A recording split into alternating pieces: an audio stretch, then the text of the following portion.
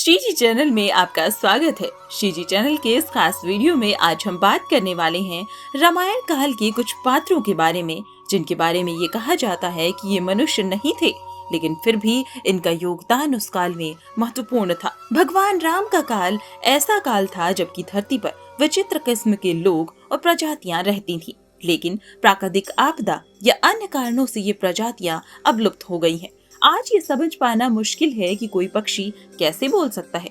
रामायण काल में बंदर, भालू आदि की आकृति के मानव भी होते थे। इसी तरह अन्य कई प्रजातियां थी जो कि मानवों के संपर्क में थी।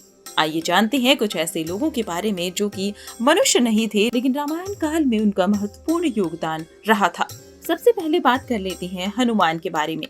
हनुमान जी को कुछ लोग वानर जाति का मानते थे, तो कुछ का कहना है कि वे मनुष्य ही थे। हालांकि ये शोध का विषय और रहस्य अभी भी बरकरार है।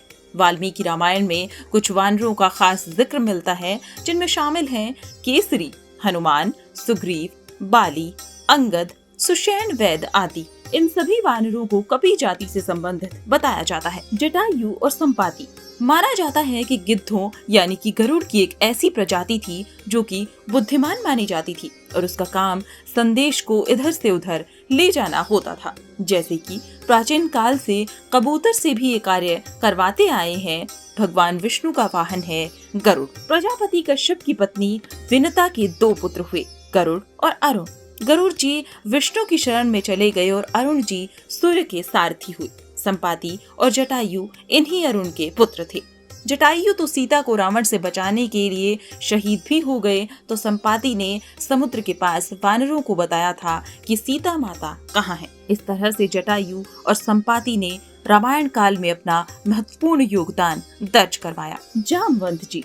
कुछ लोग कहते हैं कि ऋक्ष नाम की एक जाति थी जो कि मानव जैसी ही थी, लेकिन कुछ लोग मानते हैं कि वे रीछ थे।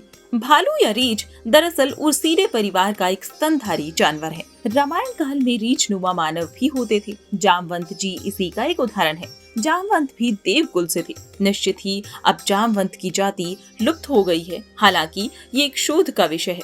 जामवंत को आज रीछ की संख्या दी जाती है, लेकिन वे एक राजा होने के साथ साथ इंजीनियर भी माने जाते थे। समुद्र के तटों पर वे एक मचान को निर्मित करने की तकनीक जानते थे, जहां यंत्र लगाकर समुद्री मार्गों और पदार्थों का ज्ञान प्राप्त किया जा सकता था। मान्यता है कि उन्होंने एक ऐसे यंत्र का निर्माण किया था जो सभी तरह के विषैले परमाणुओं को निगल जाता था। रावण ने इस सभी रीछों के राज्य को अपने अधीन कर लिया था। जामवंत ने युद्ध में राम की सहायता की थी और उन्होंने ही हनुमान जी को उनकी शक्तियों का स्मरण भी कराया था। काकभुशुंडी। लोमश ऋषि के शाप के चलते काकभुशुंडी कौवा बन गए थे। लोमश ऋषि ने शाप से मुक्त होने के लिए उन्हें राम मंत्र और इच्छा मृत्यु का वरदान भी दिया था।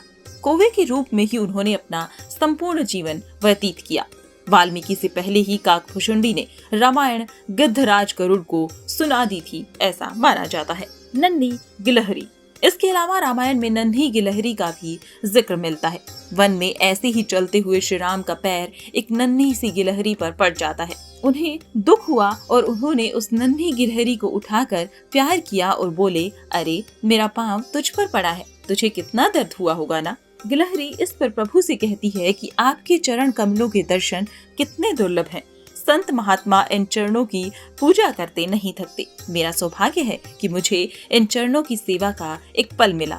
इन्हें इस कठोर राह से एक पल का आराम मैं दे सकी। इस पर श्री राम प्रभु ने कहा कि फिर भी दर्द तो तुम्हें हुआ ही होगा ना, तुम चिल्लाई क्यों नहीं। इस पर गिलहरी ने कहा, प्रभु कोई और मुझ पर पाँव रखता तो मैं चीखती कि हे राम मेरी रक्षा करें, किंतु जब आपका ही पैर मुझ पर पड़ा है तो मैं कैसे पुकारती और किसे पुकारती। श्री राम ने गिलहरी की पीठ पर बड़े प्यार से उंगलियां फेरी, जिससे कि उसे दर्द से आराम मिले।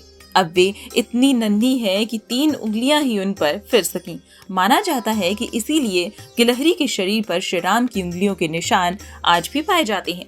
उल्लेखनीय है कि राम सेतु बनाने में गिलहरियों का भी महत्वपूर्ण योगदान रहा है। सभी गिलहरियां अपने मुंह में मिट्टियां भर कर लाती थीं और पत्थरों के बीच उनको भर देती थीं। इसी तरह क्रौंच पक्षी का भी जिक्र होता है।